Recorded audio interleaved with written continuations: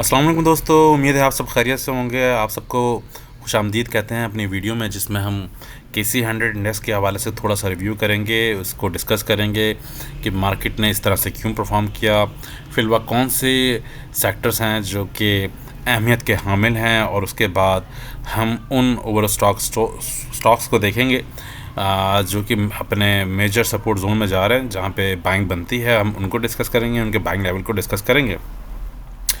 उससे पहले हम मार्केट KC100 इंडेक्स को डिस्कस करते हैं कि जी ऐसा क्यों हुआ। बहुत सारे रीज़न्स हैं, हम इस चार्ट को भी एनालाइज करेंगे। थोड़ा सा वीडियो लेंदी हो सकती है, मेरी रिक्वेस्ट होगी प्लीज़ वीडियो को कम्प्लीटली वॉच कीजिएगा ताकि एक अंडरस्टैंडिंग जो है वो आपकी डेवलप हो सके। अच्छा जी, सबसे पहले जी, क्योंकि बार बार जियो पॉलिटिकल जो मामला चल रहे हैं US के हवाले से, डोनाल्ड ट्रंप साहब जो है जब भी वो एक अनाउंसमेंट देते हैं उसका इम्पैक्ट आपको पाकिस्तान स्टॉक एक्सचेंज में भी नज़र आता है, ग्लोबल मार्केट्स में भी नज़र आता है।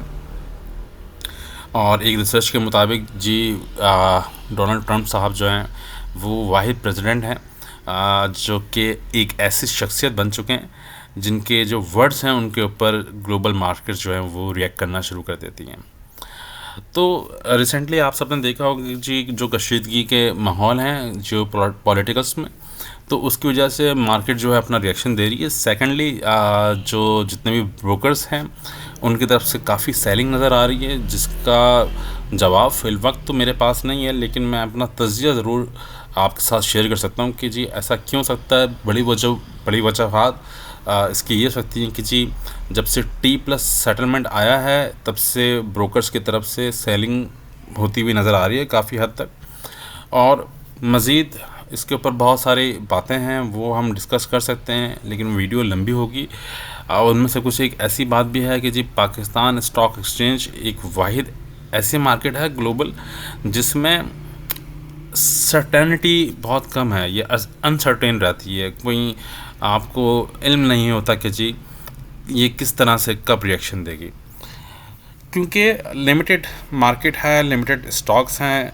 हम अगर नज़र डालें दूसरी कंट्रीज़ में तो वहाँ पे एक बहुत वाइल्ड रेंज है जिसमें इस तरह से मैनिपुलेशन कि कहते हुए अफसोस हो रहा है, लेकिन इस तरह से मैनिपुलेशन होती भी नज़र नहीं आती और बहुत मुश्किल होता है। लेकिन वाहिद पाकिस्तान स्टॉक एक्सचेंज ऐसी है जो कि बहुत ही वॉलेटाइल परफॉर्म करती है, टेक्निकल्स भी फील्ड्स हो जाते हैं इसके आगे।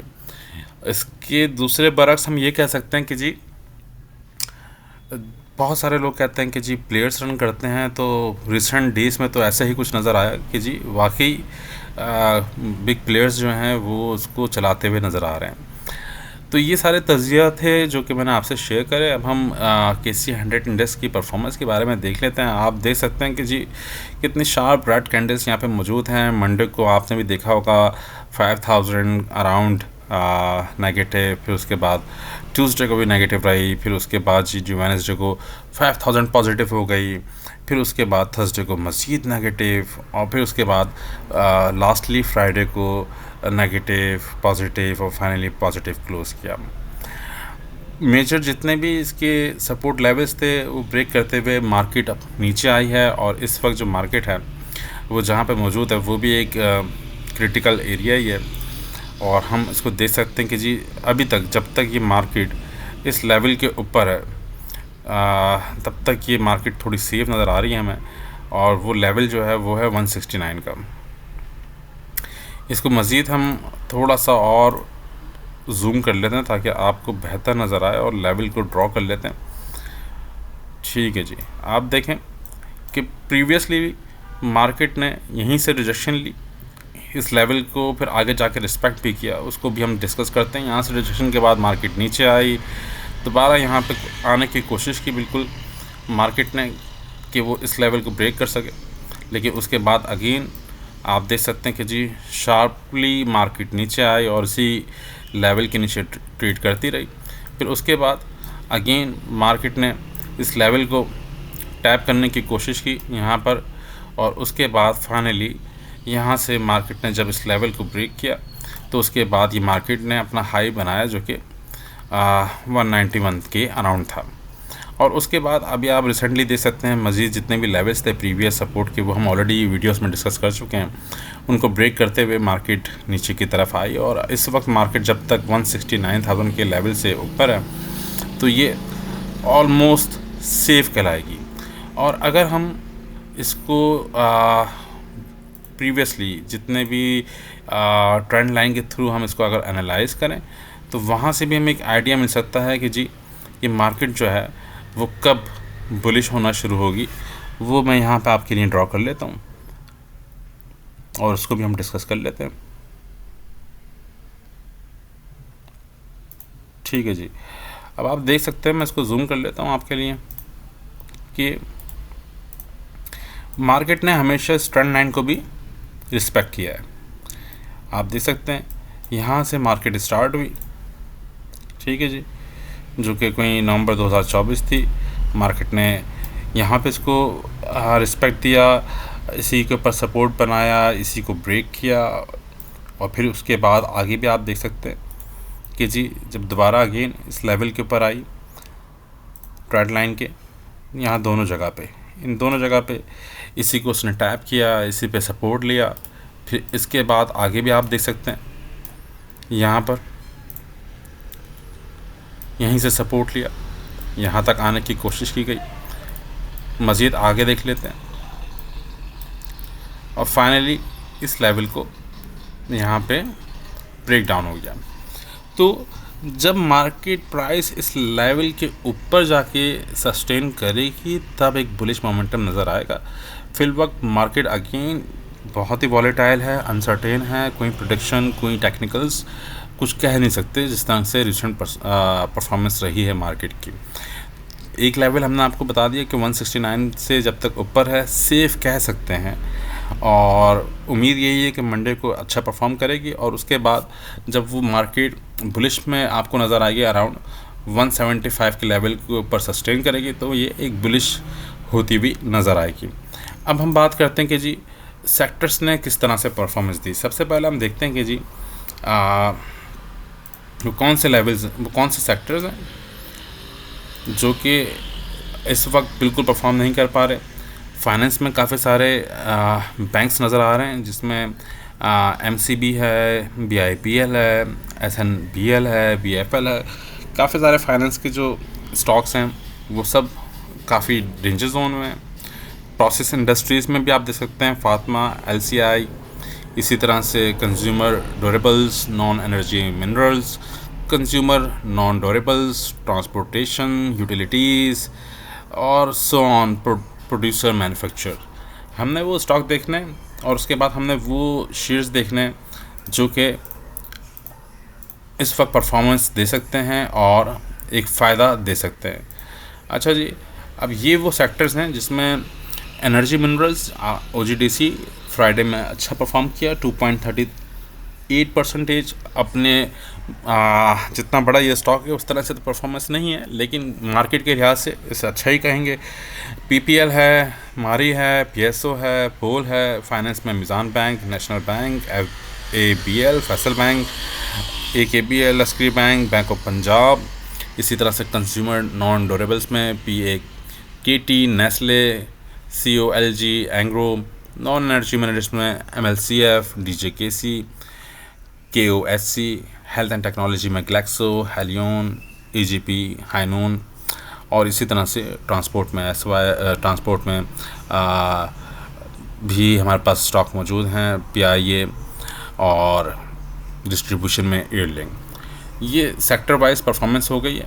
अब हम चलते हैं कि जी हमारे पास वो कौन से स्टॉक्स हैं जो कि और उनके बाइंग लेवल कहाँ पर हैं। देखिए, मैं ये बहुत ही सीरियस वीडियो होने जा रही है, आपको शायद अंदाज़ा भी हो रहा होगा और इसमें मेरी रिक्वेस्ट आपसे यही होगी कि अब आपने किस तरह से स्ट्रेटजी बनानी है।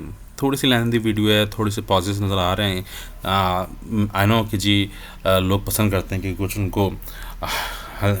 कुछ उनको स्क्रीन पे हिलता जुलता नज़र आए, लेकिन जब आपको इन्वेस्टमेंट की बात होती है तो थोड़ा सा सीरियस टॉपिक्स को भी या फिर बोरिंग टॉपिक्स को भी थोड़ा सा सुनना मेरी नज़र में बेहतर रहता है। तो आपसे मेरी रिक्वेस्ट ये होगी कि प्लीज़ कंसंट्रेट करें कि जो बातें आपसे शेयर की जा रही हैं ये काफ़ी टाइम्स के एक्सपीरियंस के बाद आपसे मैं शेयर कर रहा हूँ। मैं ये नहीं कहूँगा कि जी अक्सर आप पोस्ट देखते होंगे या वीडियोस देखते होंगे कि हमने इतना लॉस किया और उसके बाद हमने लर्न किया। अल्हम्दुलिल्लाह अभी तक मैं अगर आपको कहूँ तो 0% लॉस मैंने अभी तक बुक नहीं किया। तो ज़ीरो लॉस है, कोई लॉस बुक नहीं किया। ऑल दो जी यस, ऐसा नहीं है कि जी बहुत ही हम एक्सपर्ट्स हैं। हमारे भी इस वक्त जो स्टॉक्स हैं वो नेगेटिव हैं, लेकिन हमने अभी लॉस बुक नहीं किया अब तक के जितना हमारा टर्नओवर है। तो इसलिए तमाम एक्सपीरियंस, तमाम जितनी भी नॉलेज है उसको हम आप तक डिलीवर करना चाह रहे हैं। तो थोड़ी सी बोरिंग लेक्चर्स को भी सुनना समटाइम्स बहुत इंपॉर्टेंट हो जाता है, ख़ास तौर पे पाकिस्तान स्टॉक एक्सचेंज के हवाले से जो बातें अभी हम कर रहे हैं आपसे। हम बिल्कुल अभी आपसे वो स्टॉक भी डिस्कस करेंगे, यहाँ पे मौजूद हैं और ऑलमोस्ट मार्केट ओवरसोल्ड हो चुकी है और ओवरसोल्ड स्टॉक्स मौजूद हैं, भरपार लगी हुई है। कहने को इसको इस तरह से भी कह सकते हैं कि ओवरसोल्ड के बाद भी नीचे लगा दिया गया है स्टॉक्स को। क्यों ऐसा हुआ, उसके डिफरेंट रीज़न्स हैं, किसने ऐसा किया, उसके डिफरेंट रीज़न्स हैं। तो पाकिस्तान स्टॉक एक्सचेंज में अगर आपने ट्रेडिंग करनी है तो उसके लिए हर दिन एक नई स्ट्रेटजी लेकर आनी पड़ेगी। जैसे कि एक स्मूथ रोड होता है, उसमें स्मूथ ड्राइविंग हो रही होती है, ऐसी पॉसिबिलिटीज़ नहीं है। समटाइम्स जब रोड ख़राब होते हैं तो आपको गियर शिफ्ट भी करने पड़ते हैं, रिवर्स भी लेना पड़ता है, आपने ब्रेक्स भी लगाने होते हैं, आपने टर्न्स भी लेने होते हैं। तो इसी हवाले से आपको पाकिस्तान स्टॉक एक्सचेंज में अपनी स्ट्रेटजीज़ चेंज करनी होंगी, अपने आप में पेशेंस लाना होगा, रोकना होगा आपने। तो ये जो हम अभी स्टॉक्स निकालेंगे, हम इनको सिर्फ़ और सिर्फ मेजर सपोर्ट लेवल पे बाय करेंगे। ये ऊपर जा रहे हैं जाने दें, ये उससे नीचे आ रहे हैं आने दें। हमने अपनी स्ट्रेटजी स्ट्रिक्ट रखनी है कि हमने कहाँ बाय करना है, हमने सिर्फ़ और सिर्फ मेजर सपोर्ट लेवल पे बाय करना है।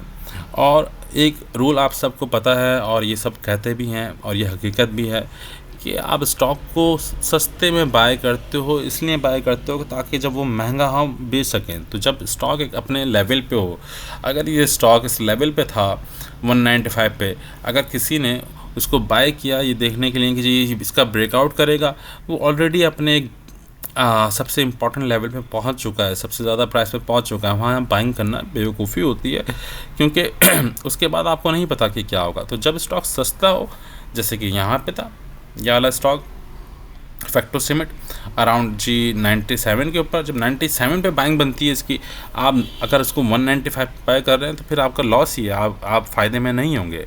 तो जहाँ सस्ता शेयर हो तो वहाँ पे आप बाय करें और उसको जब वो महंगा हो तब इसको आप सेल करें। और मार्केट जब पाकिस्तान स्टॉक एक्सचेंज ख़ास तौर पे करेक्शन ले तो वही सबसे अहम मोमेंट्स होते हैं, सबसे अहम डेज़ होते हैं बाइंग करने के। लेकिन फिल वक्त ऐसा नहीं है कि आपने भरमार लगा देनी है, आपने उठा के हर स्टॉक बाय कर देना है। अगेन अनसर्टेन है, कुछ नहीं कह सकते। मंडे को पॉसिबिलिटीज़ हैं 3000 तक पॉजिटिव हो मार्केट, लेकिन स्टिल हमने थोड़ी सी सेफ्टी रखनी है। अब आते हैं जी, हमारे पास इस वक्त मौजूद है फैक्टो सीमेंट लिमिटेड और इसके स्टॉक को हम प्रीवियसली थोड़ा सा देख लेते हैं। RSI आपके ये सारे वो स्टॉक्स हैं ऑलमोस्ट। मैं अगर आपको दिखाऊं यहाँ पर तो हमारे पास इस वक्त 260 स्टॉक्स हैं जो कि ओवरसोल्ड हैं और ये ऑलमोस्ट 20, 25, 30, 35, 40 के अंदर इनका RSI चल रहा है। आपकी स्क्रीन पर नज़र भी आ रहा होगा, इस वक्त 25.52 पर है। तो हम इस स्टॉक के जो प्रीवियस हिस्ट्री है उसको थोड़ा सा देखते हैं और उसके बाद इसकी हम बाइंग को डिस्कस करते हैं। इसी तरह से हमारे पास और भी जो बड़े नाम हैं उनके स्टॉक्स मौजूद हैं, हम कुछ शेयर्स आपसे डिस्कस करेंगे। फैक्टो को अगर आप देखें तो यहाँ पे अराउंड अक्टूबर 2024 में फैक्टो ने अपने 53.96 की रेजिस्टेंस को ब्रेक किया। बहुत ही वॉलेटाइल तरीके से कैंडल्स भी आपको गैप्स के साथ नज़र आ रही होंगी और उसके बाद ये 53.96 से 97.59 के लेवल तक पहुंचा और फिर उसके बाद इसने यहाँ पे थोड़ी सी परफॉर्मेंस दी और इस लेवल से ऊपर जाने की कोशिश की और इसको 130 तक किया। 130 के बाद यहाँ से इसको रिजेक्शन मिली, नीचे आया, अगेन इसी लेवल के ऊपर बार बार इसने इसको रिटेस्ट किया। रिटेस्ट करने के बाद अगेन जो उसने ऊपर लेवल बनाया था 130 का, वहाँ जाने की कोशिश करी और ब्रेक डाउन नज़र आया, और अगेन जो 97.59 का लेवल था उसको ब्रेक डाउन करके उसी के नीचे ट्रेड होता रहा, और फाइनली उसको ब्रेक डाउन करके जो इसका प्रीवियस लेवल था 53.96, वहाँ से इसने अगेन सपोर्ट ली, जो कि 2025 में मई के अंदर था। और फिर उसके बाद जो उसका लेवल था 97.59, जहाँ पे उसने यहाँ पे इसको ब्रेक किया था, वहीं पे दोबारा पहुँचने की कोशिश की, मगर अगेन उसी के नीचे ट्रेड होता रहा एक रेंज के अंदर।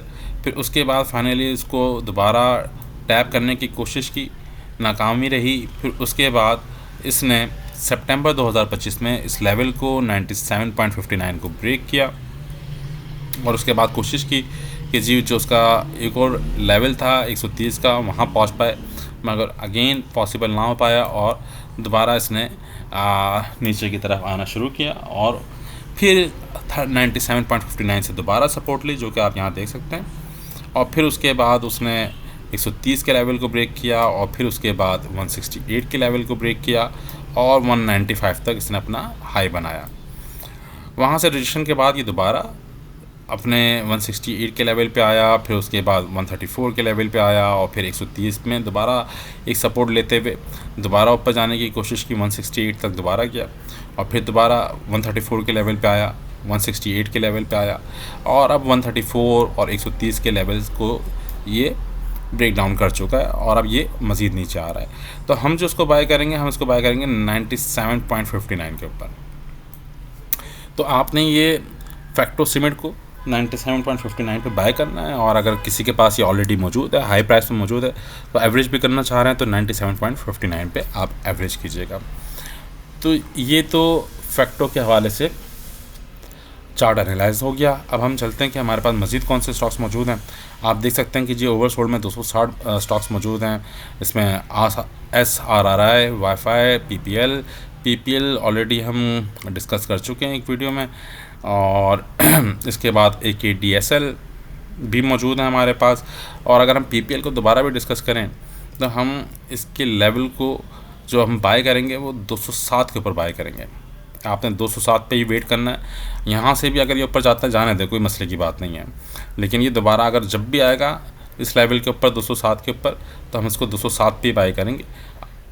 आप देख सकते हैं ये एक इम्पॉर्टेंट लेवल है, यहीं पे इसने सपोर्ट ली है, यहीं से इसने रिजेक्शन ली है जब भी ली है, ठीक है। तो हमने इस 207 के लेवल के ऊपर इसको बाय करना है PPL को। इसके बाद हमारे पास ATRL मौजूद है, इसके बाद हमारे पास AKDSL मौजूद है। और अगर हम अटक रिफाइनरी की बात करें तो अटक रिफाइनरी को हमने कहाँ बाय करना है, आप इसके लेवल्स हम पहले डिस्कस कर लेते हैं, और फिर उसके बाद हम इसकी बाइंग देख लेंगे। अक्टूबर 2024 को 407 को इसने ब्रेक किया, और उसके बाद ये 597 तक पहुंचा, उसको लेवल को ब्रेक किया, और उसके बाद ये आगे बढ़ते हुए गया अराउंड 600, फिर उसके बाद 763, फिर उसके बाद इसने जो अपना हाई बनाया वो 949 तक का भी बनाया। और ये जो लेवल है यहाँ पर 407, और उसके बाद आप इस लेवल को देखें जो कि 597 है। बार बार प्राइस ने इसी लेवल के ऊपर टेस्ट किया है, रीटेस्ट किया है, और उसके ऊपर प्राइस फिर ऊपर गई है 743 तक, और अभी जो है ये ऑलमोस्ट 763 को ब्रेक करके नीचे आ चुका है। हम जो इसको बाय करेंगे, हम इसको दो कंडीशन में बाय कर सकते हैं अटक रिफाइनरी को। एक तो जो लेवल है इसका 743 का, वहीं पर हम इसको बाय करेंगे, और जी अगर ये उसको सस्टेन नहीं कर पाता फिल वक्त तो ये उससे ऊपर है, लेकिन अगर ये पुल बैक लेता है, पुल बैक लेगा तो हम 743 भी बाय करेंगे। अगर ऊपर जा रहा है तो हम इसको जाने देंगे, कोई मसले की बात नहीं है। हमने अपने जो कैपिटल है उसको सेफ रखना है, तो इसलिए सिर्फ मैं आपको वो लेवल्स बता रहा हूँ जहाँ पे देखिए सपोर्ट और रेजिस्टेंस बाकी और भी निकल सकती हैं। ऐसा नहीं है कि हम इसको चार्ट को जब एनालाइज करेंगे तो मज़ीद सपोर्ट और रेजिस्टेंस निकल सकती हैं कि जी कहाँ से बार बार ये बाउंस बैक हो रहा है, लेकिन हम इसके मेजर लेवल्स को ही डिस्कस करेंगे। अभी फिल वक्त ट्रेड हुआ है, लास्ट प्राइस जो है 752 है, लेकिन हम जो है 743 के ऊपर अगर ये पुल बैक होता है तो हम 743 पे बाई करेंगे, और अगर 743 से भी ये नीचे जाता हुआ नज़र आए तो जो आपने बाइंग करनी है वो 597 के लेवल पे बाई करनी है। इसके बाद हमारे पास जो स्टॉक मौजूद है, बहुत सारे स्टॉक्स हैं, हर किसी को तो हम डिस्कस नहीं कर पाएंगे। मेजर जो स्टॉक्स हैं हम उनको देख लेते हैं, सर्ल को देख लेते हैं, और उसके बाद लक को देख लेते हैं, और मज़ीद स्टॉक्स हैं वो मैं इस वीडियो में आपको बता दूंगा। आप कहेंगे, जिसमें सबसे ज़्यादा कमेंट्स आएंगे कि इस स्टॉक के बारे में बाइंग लेवल्स बताएं, तो हम उसको बता देंगे कि जी वीडियो के थ्रू ही 260 स्टॉक्स हैं, तमाम स्टॉक्स को हम इस वीडियो पे तो कवर नहीं कर पाएंगे। अच्छा जी, तो जी सर्ल कंपनी को देख लेते हैं कि सर्ल कंपनी की जो लेवल्स हैं वो कौन से लेवल्स हैं, और आप देख भी सकते हैं कि जी सामने ही बिल्कुल नज़र आ रहा होगा कि जी जो 100 का लेवल था वहाँ पे प्राइस ने, और यही लेवल है बाइंग का हमारा, प्राइस ने इसको यहाँ पे रिटेस्ट किया और उसके बाद ये 104.99 पे क्लोज़ हुआ है, और यही लेवल जो है बार बार प्राइस ने इसको रिस्पेक्ट किया है, यहीं से सपोर्ट ली है। यहाँ पे भी आप देख सकते हैं दोनों ग्रीन कैंडल्स, रेड कैंडल्स, जितनी भी हैमर्स या फिर डोजी कैंडल्स बन रही हैं, ठीक हो गया। ये लेवल बहुत इंपॉर्टेंट है। हम प्रीवियस हिस्ट्री अब डिस्कस नहीं करेंगे क्योंकि वीडियो थोड़ी सी लॉन्ग हो जाएगी। आपने इसको पुल बैक अगर नज़र आता है तो आप इसको 100 रुपीज़ पे बाय कर सकते हैं। अच्छा जी, सर्ल हो गया। सर्ल के बाद हम देख लेते हैं लक को। अच्छा जी, लक जो है इस वक्त अगेन देखें जो लेवल हमने यहाँ पे हमें नज़र आ रहा है 421 का, प्राइस ने इसको रिटेस्ट किया और इस वक्त 436 के करीब है। हम इसको बाय करेंगे 421 के ऊपर।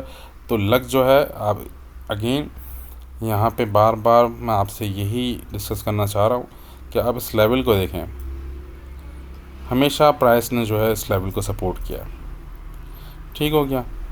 तो हम जो इसको बाय करेंगे वो 421 पे बाय करेंगे लकी सीमेंट को। तो ये जितने भी आपको बाइंग लेवल्स बता रहे हैं ये आप कहीं नोट डाउन कर लीजिएगा। और इसके बाद हम देख लेते हैं जी SYS को देख लेते हैं। SYS को हम जो बाय करेंगे वो हम बाय करेंगे जी 127 के ऊपर, और आप देख सकते हैं यहाँ पर कि यही इसका एक इम्पोर्टेंट लेवल है, ठीक है। प्रीवियसली भी अगर हम जाएं तो देखें यहाँ पे भी बार बार इसको टैप करने की कोशिश की है। तो सर हम SYS हम बाय करेंगे 127 के ऊपर। मज़ीद अगर हम NRL पे आ जाएं तो NRL को जो हम कंसीडर करेंगे वो 341 जो है ये इसका इम्पॉर्टेंट लेवल है। ये हम प्रीवियस वीडियो में भी डिस्कस कर चुके हैं, और प्राइस इस वक्त से थोड़े सा नीचे ट्रेड कर रही है, तो ये अब इसका रेजिस्टेंस बन चुका है। तो हम इसको बाय करेंगे जब ये इस रेजिस्टेंस को ब्रेक करेगा और पुल बैक दोबारा 341 पे लेगा, और अगर ये इससे नीचे जा रहा है तो हम इसको इग्नोर कर सकते हैं। तो 341 पे जब इसको ये ब्रेक करेगा फिर उसके बाद पुल बैक लेगा तो हम इसको कंसीडर कर सकते हैं। जैसे इसने यहाँ पे ब्रेक किया और उसके बाद उसने यहाँ पे टैप किया 341 पे, तो हम इसको बाय करेंगे, और फिर हमारा जो टारगेट है वो 426 तक का होगा। तो ये जी NRL, और NRL के बाद हम देख लेते हैं, क्योंकि अगेन 260 स्टॉक तो डिस्कस नहीं कर पाएंगे कम्प्लीटली। मज़ीद जो अच्छी कंपनीज़, बड़ी कंपनीज़ के नाम हैं हम उनको देख लेते हैं। एफर्ट को जो हम बाय करेंगे वो हम करेंगे 202 के लेवल के ऊपर। आप देख सकते हैं यहाँ पर बार बार प्राइस ने इस लेवल को, ये एक इम्पॉर्टेंट लेवल है, यहीं से सपोर्ट और यहीं से इसको रिजेक्शन मिला है। तो एंग्रो फर्टिलाइज़र को जो हम बाय करेंगे वो 202 पे करेंगे। अच्छा जी, मज़ीद कोहिनूर इस वक्त हम अगर इसको कंसिडर करेंगे, ये कहीं भी ट्रेड होता रहे, हमने इसको 31 रुपीज़ पे बाय करना है, 31 रुपीज़ पे बाय करना है। तो इसके बाद हमारे पास NPL है। अच्छा जी, अगेन निषाद पावर कहीं भी ट्रेड हो, क्योंकि मार्केट की कंडीशन इस तरह से है कि जो उसके रिसेंट सपोर्ट और रिसेंट इमीडिएट सपोर्ट या इमीडिएट रेजिस्टेंस है हम उसको नहीं देख रहे हैं, हम सिर्फ मेजर जो उसकी सपोर्ट है उसी के ऊपर हम इसको बाय करेंगे। प्राइस चाहे कितनी भी दूर क्यों ना हो, या 10 दिन ले, 1 महीना ले, या जब भी इसको टाइम मिलेगा कि उस लेवल पे आएगा तो हम उसी लेवल पे बाय करेंगे। हम निषाद को कंसीडर करेंगे सिर्फ़ और सिर्फ 73 के ऊपर, ठीक है। या फिर अगर ये इसमें वेट करें, जो इसकी अब रेजिस्टेंस बन चुकी है 80.50, 18.50 को ब्रेक करें, ठीक है। ब्रेक करने के बाद दोबारा इसको रिटेस्ट करें, तब आप 80.50 पे ले सकते हैं, ताकि जो नेक्स्ट टारगेट है वो अचीव हो सके, ठीक है। तो 2 लेवल्स बता दिए। अगर ये इसको ब्रेक करता है 80.50 के लेवल को, जो कि अब इसका रेजिस्टेंस बन चुका है, और उसके बाद दोबारा इस लेवल पे आता है तो 80.50 पे लेंगे। अदरवाइज़ अगर ये नहीं आता, ये मज़ीद नीचे जाता रहता है, तो हम फिर इसको 43.25 के ऊपर कंसीडर करेंगे, ठीक है जी। अच्छा जी, हैस्कोल को हम 17.51 के ऊपर जो है वो बाइंग करेंगे इसकी। आप देख सकते हैं कि यही जो लेवल्स हैं इसके इम्पोर्टेंट लेवल्स हैं। और इसके बाद AGTL अगर हम बाय करेंगे तो हम करेंगे जी 372 के लेवल के ऊपर। और इस तरह से बहुत सारे स्टॉक्स हैं, बैंक ऑफ पंजाब है, TPL है, MTTL है, BHL है, मारी है, GWLC है। तो बहुत सारे स्टॉक्स इस वक्त ओवरसोल्ड हैं, आपके स्क्रीन पे आप देख पा रहे होंगे। स्पेल है, NRSL है, KCL, CEPB, IMS, FCCL, MFL, SNGP, और इसके बाद जी POML और जी हीनो। तो आप जिस स्टॉक का आप कहेंगे वो ICIBL के बारे में मैं थोड़ा सा डिस्कस कर लेता हूँ। ये एक इम्पॉर्टेंट स्टॉक होने वाला है, और अगर आप इसको देखें ये काफ़ी अच्छा फ़ायदा देगा अगर हम इसको बाय करें 4.80 के लेवल के ऊपर। जब ये इसको ब्रेक करे, जब ये ब्रेक करेगा 4.80 की रेजिस्टेंस को, तब आपने इसको बाइंग करनी है। और उसके बाद ये वॉलेटाइल तरीके से परफॉर्मेंस देता है। लास्ट टाइम भी इसने बहुत हाई बनाया था 13.90 का, और उसके बाद से जो इसको रिजेक्शन मिली हैं वो काफ़ी नीचे आ गया ये। तो काफ़ी लोग उसमें, मुझे अंदाज़ा है कि जी फंसे हुए होंगे। तो आपने अभी वेट करना है, लेकिन ये स्टॉक के ऊपर नज़र ज़रूर रखनी है, ठीक। क्योंकि लोड्स भी हमारे पास मौजूद है, SPL मौजूद है, बहुत सारे स्टॉक मौजूद हैं। हकार आपके स्क्रीन पे चल रहे होंगे, PRL भी मौजूद है, सी एनर्जी मौजूद है, कैपको मौजूद है। तो इसी तरीके से अगर आप चाहते हैं कि जी उन स्टॉक्स के बारे में आपको हम बताएंगे उनको कहाँ पे बाय करना है। SSGC मंडे को हाईली चांस है बहुत अच्छी परफॉर्मेंस दे। आपने इसको जो बाइंग इसकी देखनी है वो 30.63 पे देखनी है। अच्छा जी, और इसके बाद जितने भी स्टॉक हैं सारे स्टॉक्स हैं मौजूद हैं यहाँ पर आपके स्क्रीन पे। मैं यहाँ पे स्क्रॉल कर रहा हूँ। आप जिसका कहेंगे, जिसमें ज़्यादा कमेंट्स आएंगे, एटलीस्ट कम से कम 20-25 लोगों की अगर रिक्वेस्ट होगी, तो उन स्टॉक के बारे में हम बाइंग लेवल एक शॉर्ट वीडियो में, इमेज भी मौजूद है, यहाँ पर पेज भी मौजूद है, ट्वीट भी मौजूद है, पेल भी मौजूद है। आप देख सकते हैं ओवरऑल मार्केट इस वक्त कम्प्लीटली मार्केट जो है वो ओवरसोल्ड ही है। DFL मौजूद है, टॉमस्टेल मौजूद है, कॉसम है, TRG है, यूनाइटी है, बहुत सारे इस वक्त ओवरसोल्ड लेवल्स के ऊपर मौजूद हैं। ASL है। हम सबकी बाइंग बता सकते हैं, जिसमें आप कम से कम हमें 20 से 25 रिक्वेस्ट आएँ तो उसकी हम बाइंग लेवल्स आपको ज़रूर बताएंगे। तो ये थी कंप्लीट वीडियो जिसमें हमने डिफरेंट एनालिसिस किए। उम्मीद करते हैं आपको पसंद आई होगी।